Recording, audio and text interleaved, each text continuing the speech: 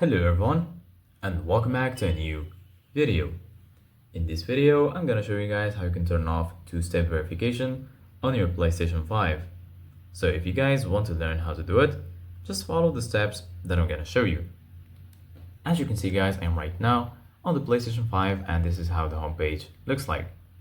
So right here, as you can see guys, you're gonna find your games and applications. Here in the right, you're gonna find your game library. And right here, you're gonna also find PlayStation Plus and also PlayStation Store. Right here in the top, you're gonna find all of the sections.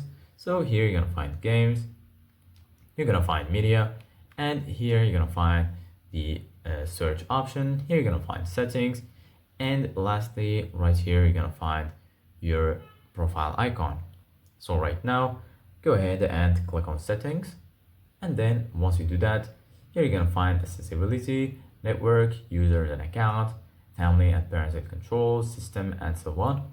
Go ahead and click on users and accounts. And then right here, you're gonna find account, family, privacy, linked services, authorized apps, other, and here you're gonna find login settings and the list users. Go ahead and click on account.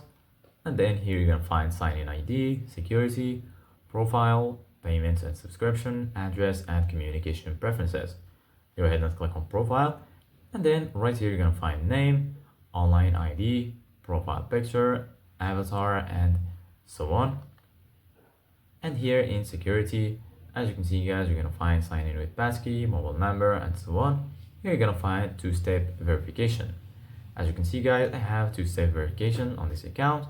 If you click right here, as you can see guys, you're gonna find your way of 2FA.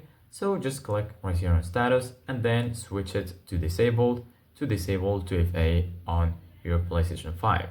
So this is it guys for today's video. Thank you guys for watching. See you guys in the next video.